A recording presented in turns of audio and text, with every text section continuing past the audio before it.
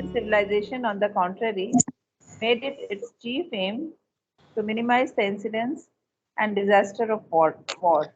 For this purpose, it limited the military obligation to the small class who, by their birth, nature, and traditions, were marked out for this function and found in it their natural means of self development through the flowering of the soul in the qualities of courage, discipline, force, strong helpfulness, and chivalrous nobility, for which the warrior's life pursued under the stress of a high ideal gives a field and opportunity.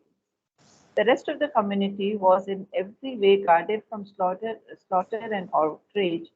Their life and occupations were as little interfered with as possible, and the combative and destructive tendencies of human nature were given a restricted field, confined in a sort of list, so as to do the minimum amount of harm to the general life of the race, while at the same time, by being subjected to high ethical ideals and every possible rule of humanity and chivalry, the function of war was obliged to help in ennobling and elevating instead of brutalizing those who performed it. It must be remembered that it is war of this kind and under these conditions that the Gita had in view. War considered as an inevitable part of human life, but so restricted and regulated as to serve, like other activities, the ethical and spiritual development, which was then regarded as the whole real object of life.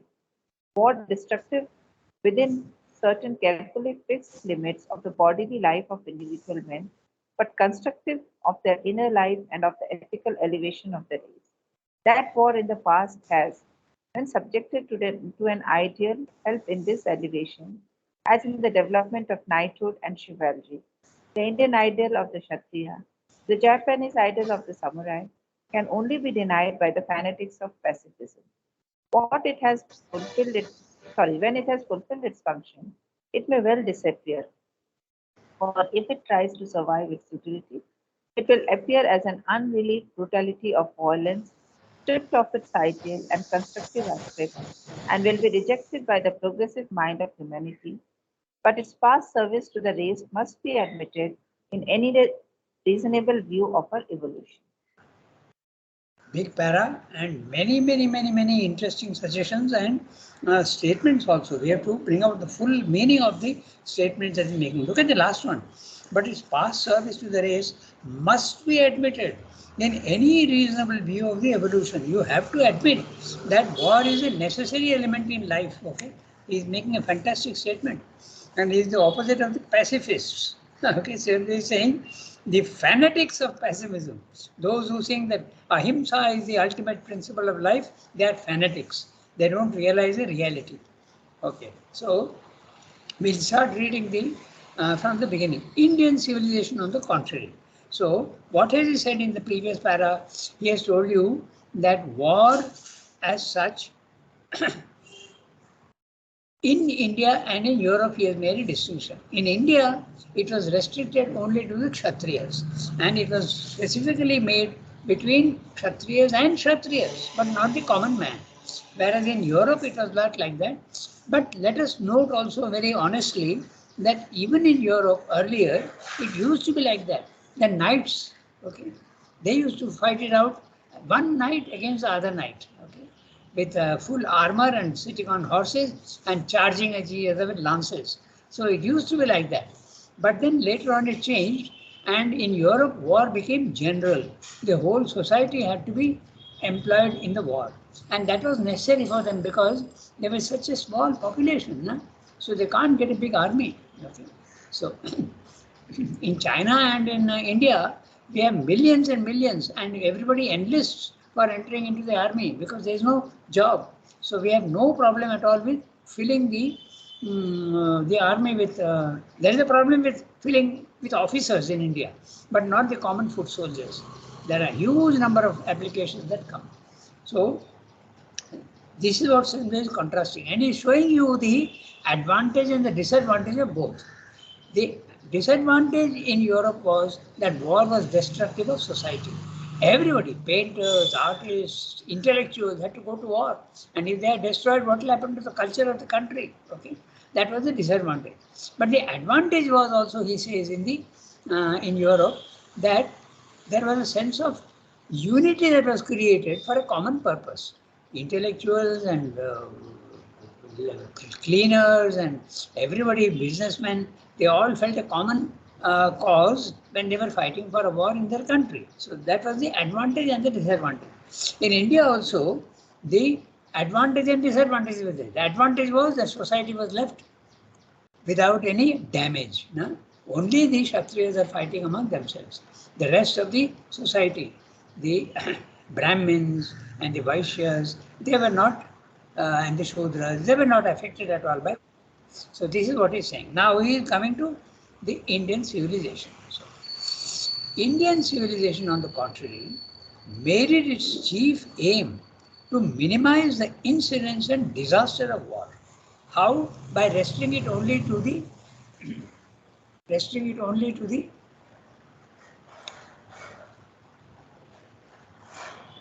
Kshatriyas. My computer was playing games. That's why I stopped. Okay. So, Indian civilization, on the contrary, made it its chief aim to minimize the incidents and disaster of war. It was left to only the Kshatriyas to fight it out. For this purpose, you remember also even in the Mahabharata, okay, Duryodhana and Bhim have to fight it out, wrestle it out. Okay, it is limited only to a very small group. Either it could be the group of the Kshatriyas or even sometimes individuals. Okay, so that the rest of the society is not affected. For this purpose, it limited the military obligation to the small class who, by their birth, nature, and traditions. So imagine, just see, by birth, nature, and tradition. Birth, because it depends on your nature. If you are born to any caste, but if your nature is that of a warrior, then you become a Kshatriya. So it is not hereditary at all. Okay? Now note that. And traditions also were marked out for this function and found in it their natural means of self-development through the flowering of the soul in the qualities of courage, disciplined force, strong helpfulness, and chivalrous nobility, for which the warrior's life pursued under the stress of a high ideal gives the field and opportunities. This sentence is very interesting because he is saying that it's not only the Brahmins who can develop there and develop the soul and reach the goal of life. He is saying that all, he is not mentioning um, the, the Vaishyas and the Shudras, but even there, okay, each one can find the divine in whatever their nature is. That's what he says elsewhere. Here he is limiting it only to the Kshatriya class because he is discussing. And what are the qualities of the Kshatriya? Courage, disciplined force, strong helpfulness, and chivalrous nobility, for which the warrior's life pursued under the stress of a high ideal, and that high ideal for the Kshatriya. The ideal for each one differed, gives a field and opportunities. What are the qualities of the Brahmin? They leaning towards knowledge, towards truth, towards oneness. What about the qualities of the Vaishya? The qualities of the Vaishya are wealth, splendor, beauty, okay, opulence, not poverty, not meanness, not smallness, but largeness. That was the qualities of the Vaishya. And also charity and generosity, spreading prosperity everywhere. And the Shudra, loyalty, humility, service. Okay, it has that also is a very necessary element in human life. Okay? You must be humble. You must be able to serve. Okay? So, in fact, I just mentioned one thing which Ramdas says in the record of yoga.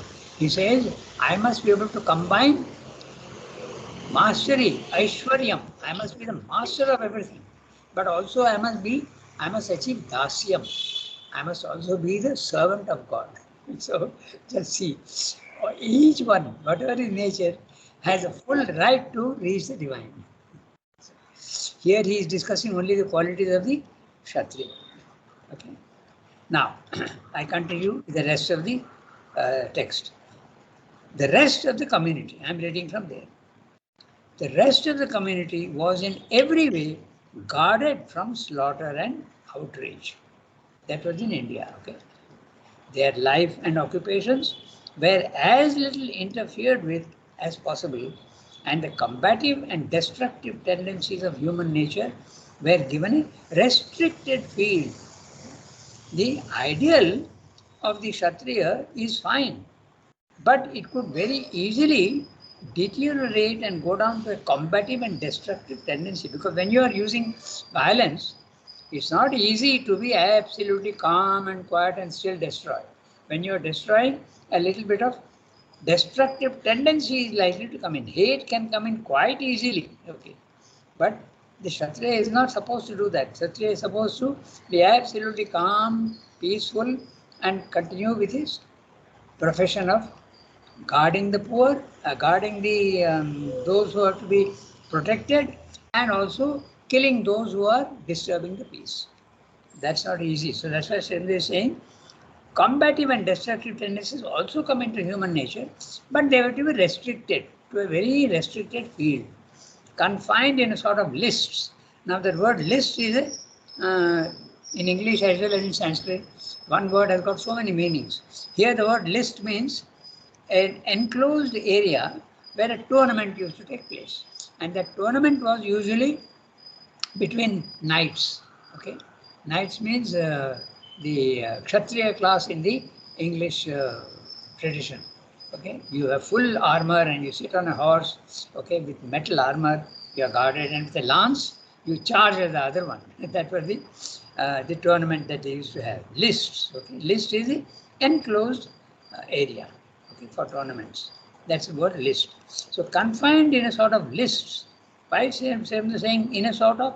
Because it can be physical, but here in India it was not physical, it was more psychological if you want. It is enclosed, it is restricted only to the Kshatriya class. That's why I'm using the word in a sort of lists, not physical, but psychological if you want.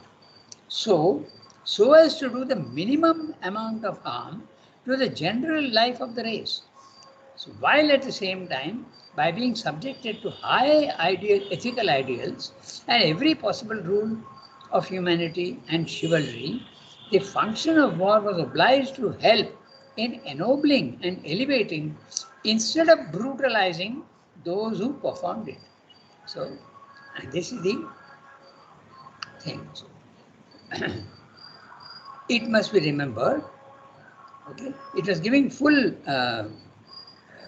right of destruction and taking of life only to the Kshatriyas, and that also with the right attitude. But that right attitude does not always come. That's why you use the word combative and destructive tendencies.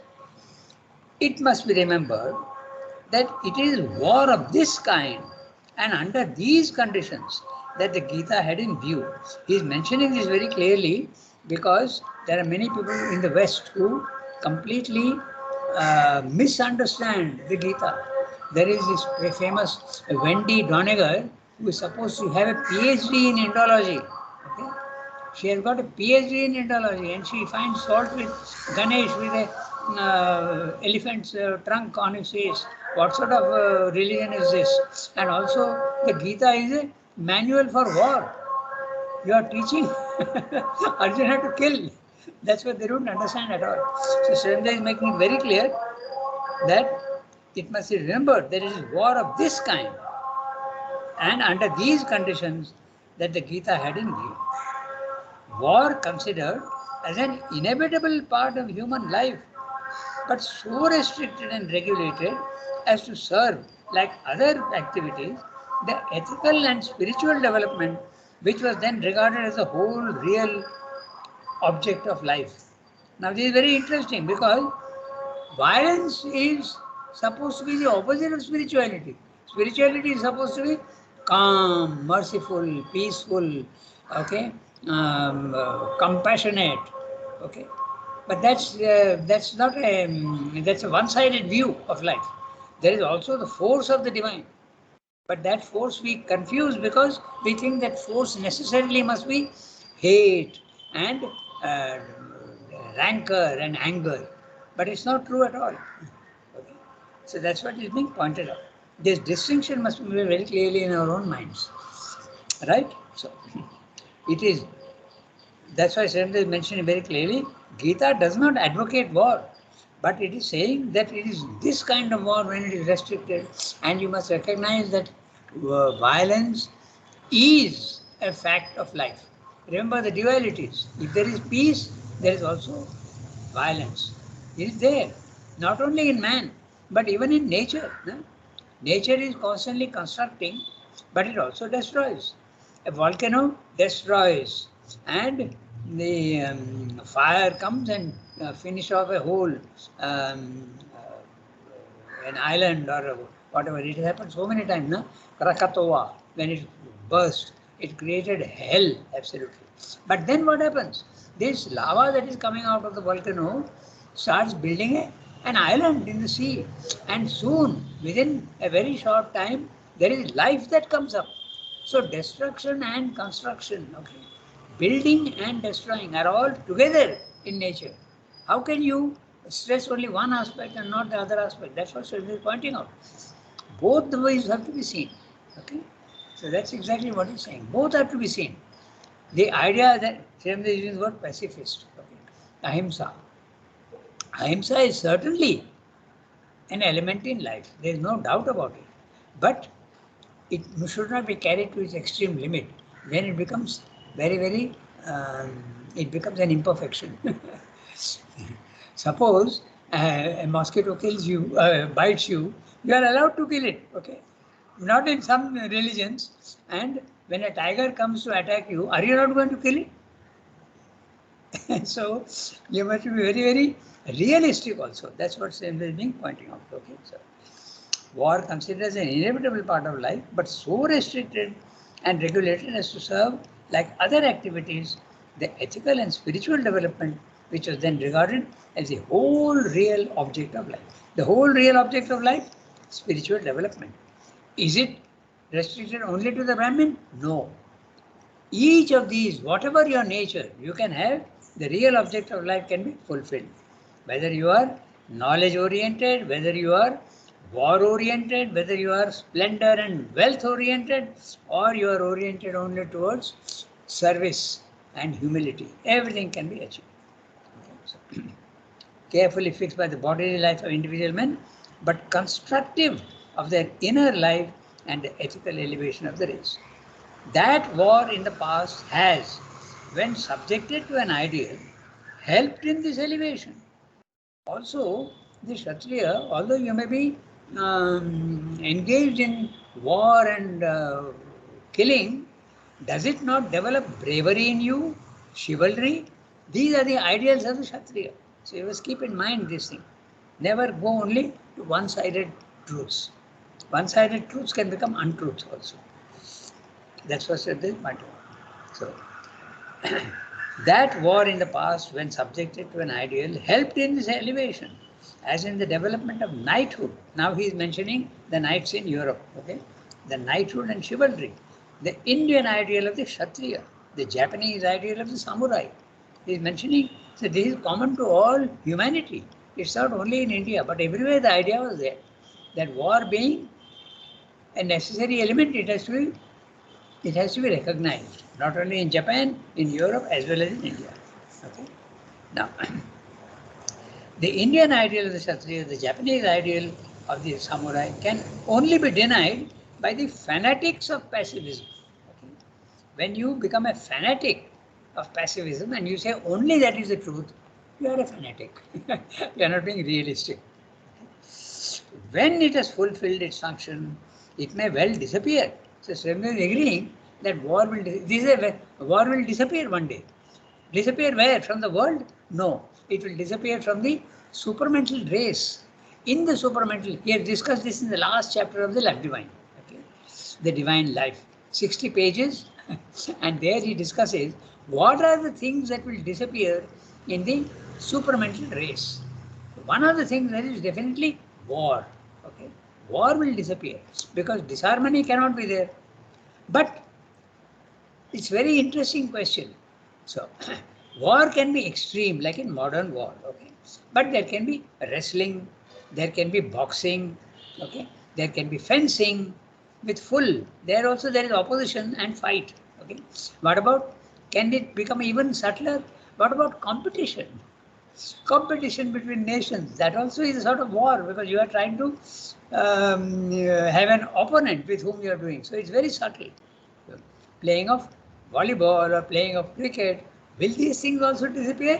These things we have discussed in the life divine. In the subtlest form, competition may not disappear. It's not necessary because competition can be done in a spirit of friendliness and also of perfection. Each one is trying to perfect his own play. So it's a very interesting question that how war becomes subtler and subtler and gets replaced by only competition and emulation. Okay, so they're all very interesting questions raised by in these chapters of war. Okay. Then, when it has fulfilled its function, it may well disappear. He's saying war in its most gross elements will disappear. Just like in music also, the worst forms of music will disappear. But the subtler forms and the more beautiful forms of music will remain. Exactly in the same way, entertainment also. Okay, the grossest of entertainment will disappear, but subtle entertainment, refined entertainment will certainly remain, even in the supramental race. So, when it has fulfilled its function, it may well disappear. For if it tries to survive its utility, it will appear as an unrelieved brutality of violence, stripped of its ideal and constructive aspects, and will be rejected by the progressive mind of humanity. Already it is trying to reject by you are trying to reduce the atrocities of war by banning the misbehavior with prisoners, number one. Then telling you not to use gas in war, number two.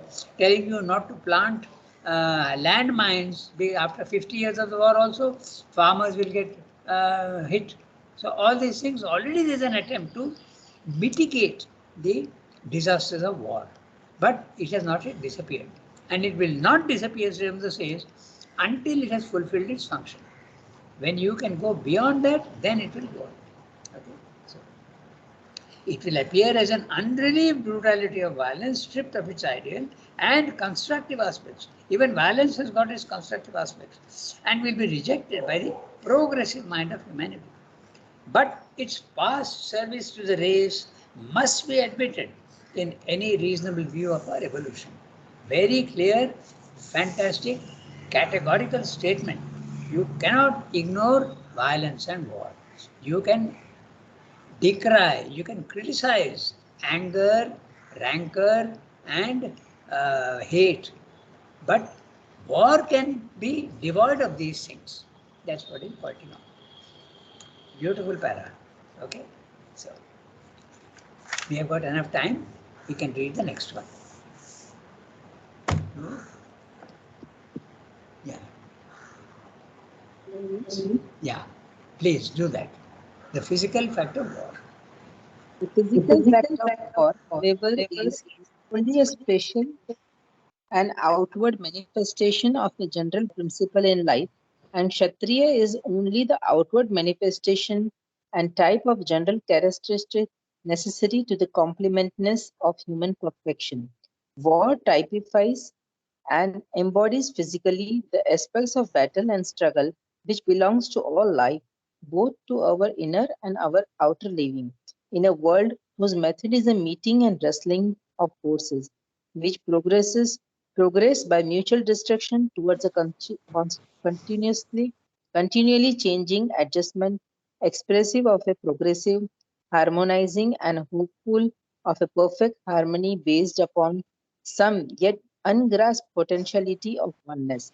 The Kshatriya is a type of embodiment of the fighter in a man who accepts this principle in life and faces it as a warrior striving towards mastery, not shrinking from the destruction of bodies and forms, but through it all aiming at the realization of some principle of right, justice, law, which shall be the basis of the harmony towards which the struggle tends. The Gita accepts this aspect of world energy and the physical fact of war, which embodies it, and it addresses itself to the man of action, the striver and fighter, the Kshatriya. War, which is the extreme contradiction of the soul's high aspiration to peace within and harmlessness without soul's high aspiration, without the striver and fighter, whose necessary turmoil of struggle and action seem to be very contradiction of the soul's high ideal of calm mastery and self-possession, and it seeks for an issue from the contradiction, a point at which it terms meet, and a poise which shall be the first essential basis of harmony and transcendence. Okay. Half a page para, interesting, and is continuing the discussion. We will go back to the beginning of the para. The physical fact of war, however, is only a special and outward manifestation of a general principle in life. And a Kshatriya is only the outward manifestation and type of a general characteristic necessary to the completeness of human perfection. So, human perfection, okay, if you consider, I'm going to expand a little on this idea. Suppose you are a perfection and you are told you must be gentle, you must be calm, you must be very, very merciful, you must be able to pardon those who are criticizing you or doing something against you, you must be very, very tolerant. All this is fine. But is that enough? So simply saying, completeness of human perfection includes also the opposite. The capacity to protect yourself, the capacity to deny those who are trying to do harm to you, the capacity to even fight them and eliminate the difficulties. So these are also parts of life. So not only gentleness, but also firmness and the capacity to counter those which are harmful to you. Because in the physical world, there is good and there is also bad. So good you have to accept, but bad you have to reject. And there you need force. So completeness of human perfection includes both gentleness as well as force. But this force must not, as we keep repeating again and again, this force must not include anger and hate. It must not be there. It sounds almost impossible, but it is possible. Very difficult, but it's possible. So that's what Sharma is saying. The general principle of life in the Kshatriya is only one aspect of that. The gentle person, okay, he is representative of the one side of human nature. And the Kshatriya is the other side of human nature. Both are necessary. That's what he is pointing out. I go to the next sentence. War typifies and embodies physically the aspect of battle and struggle which belongs to all life. Note that. Okay? All life has got all these dualities.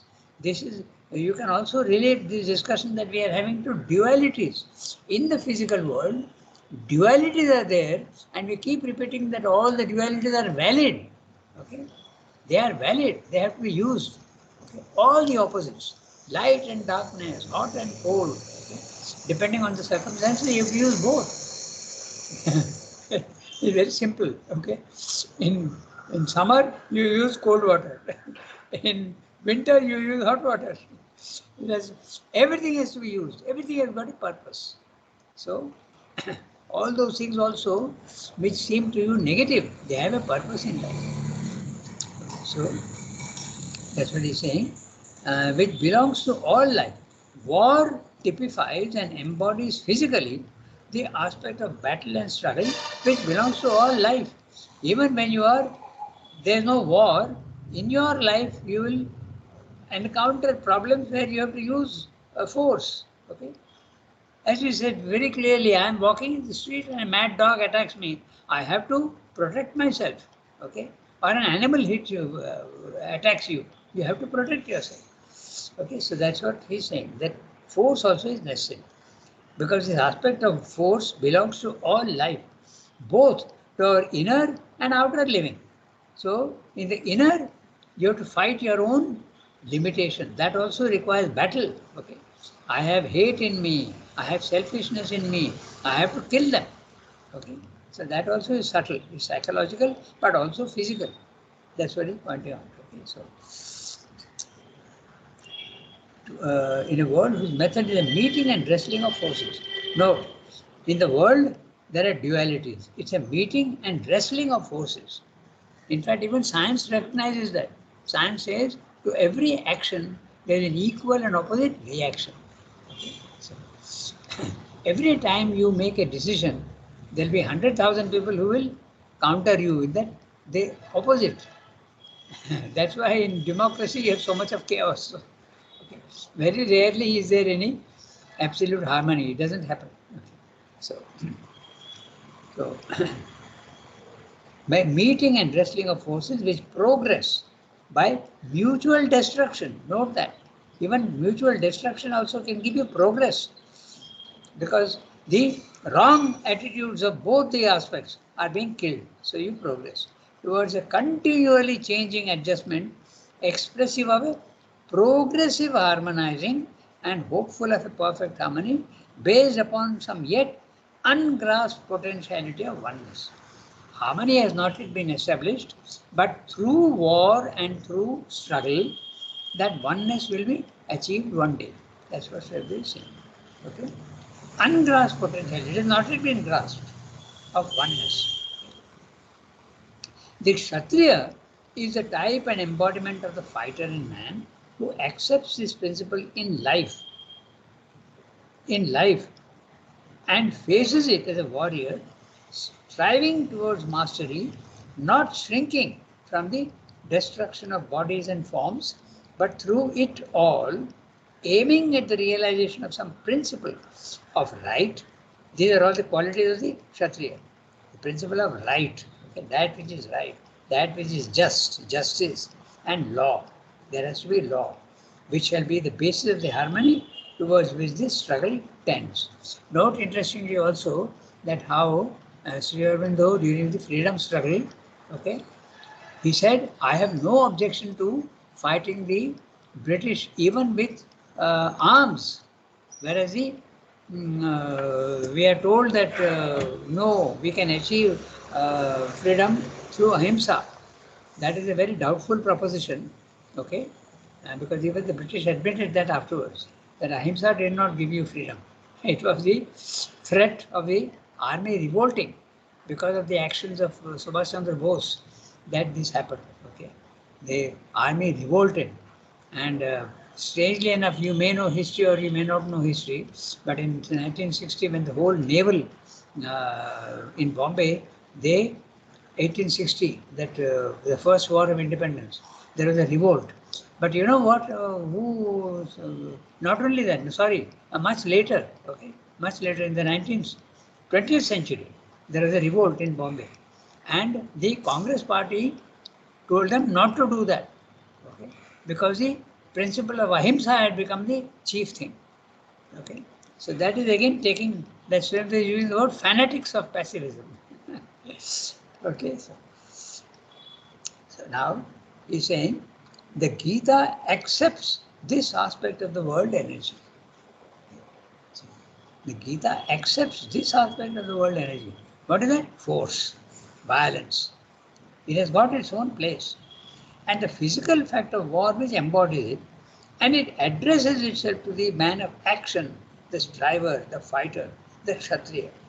War, which is the extreme contradiction of the soul's high aspiration to peace within and harmlessness. He has got a footnote for harmlessness, ahimsa, without. Ahimsa, without. The striver, without means in the physical world. The striver and fighter, whose necessary turmoil of struggle and action seems to be the very contradiction of the soul's high ideal of calm, mastery, and self-possession. So is that really, because then they use the word seems, okay? It is not at all contradictory. You can use violence also with absolute calm and calmness. It's possible. Imagine Durga killing the Asura, do you think there is anger and hatred? No, certainly not. It is something that has to be done and it does it. She does it.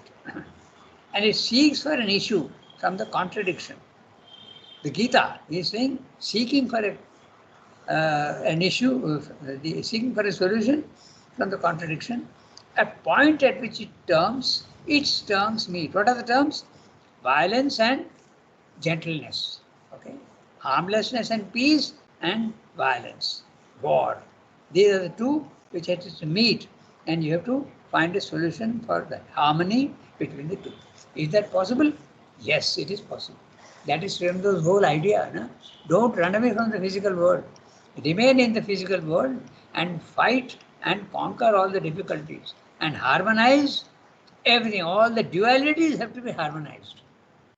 As I told you just now, Aishwaryam and Dasyam, they are opposites, but they have to be harmonized. Light in the higher spiritual life is fine, but action and seeing the opposite of that in the physical world also is the divine. You have to also do that. That's Srimatu's integral philosophy. Don't lay stress only on one aspect. You have to understand the necessity of all the aspects. That's why Srimatu does not reject the physical world. Okay? He harmonizes it with the two. His famous sentence, or rather phrase, marrying the soil to the sky. That's what you have to do. Okay, so and he seeks for an issue from the contradiction, a point at which its terms meet the terms of the contradiction, meet and a poise which shall be the first essential basis of harmony and transcendence. So you can see how it is always being, it is coming back to Sri Aurobido's whole idea of not rejecting the physical world with all its imperfections. Take all these things and transform them. Take war, eliminate the anger and the hate. Okay? And then it has got a purpose in life. So we have got time. We have got 12 minutes or 11 minutes. So we'll read the next one. Man meets the battle of life. It's quite big, but we can read it. So any one of you, maybe Tarika, Shilpa has read, Yasmin also is there. Quickly, let's read. Actually, Yeah, go ahead. I can't read.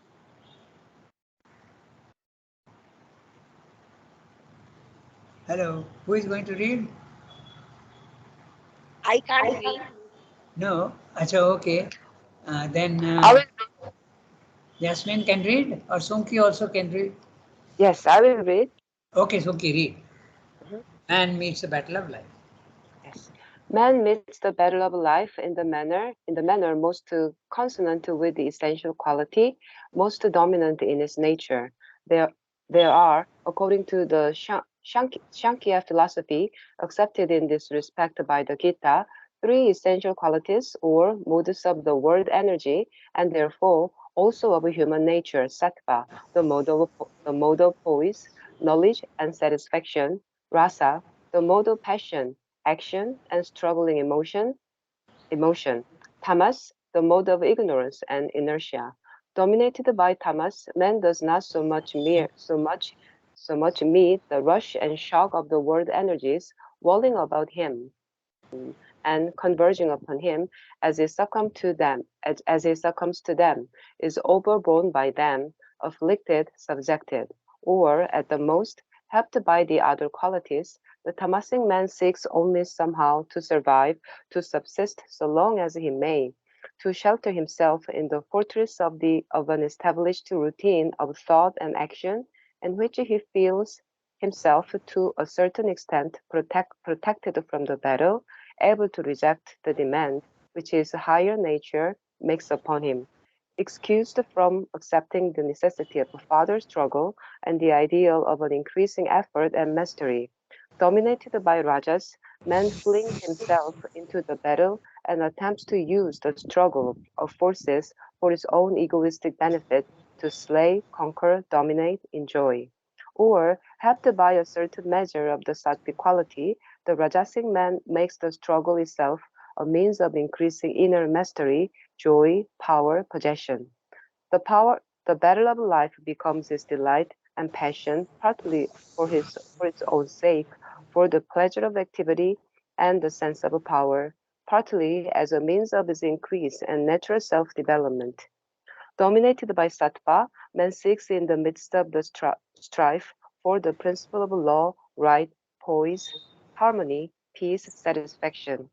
The purely sattvic man tends to see this within, whether for himself alone or with an impulse to communicate it when one to other human minds, but usually by a sort of inner detachment from, or else an outer rejection of the strife and turmoil of the active world energy. But if the sattvic mind accepts partly the rajasic impulse, it seeks rather to impose this pose and harmony upon the struggle and apparent chaos to vindicate a victory for peace, love, and harmony over the principle of war, discord, and struggle.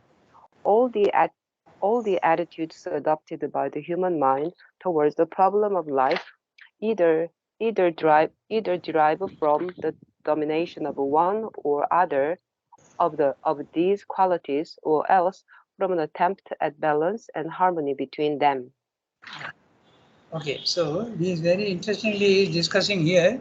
We have only 2 minutes left. We can't discuss it today. We'll discuss it next Saturday. But he is discussing because there are three levels. Man is not only in one level. He is at a tamasic level. He is at a sattvic level. He is also at a rajasic level. And each one level is taking and analyzing and seeing how it is applicable to war. Okay, and the violence, question of violence. So we'll do this next time. Okay. So today we stop here and next time we'll end. So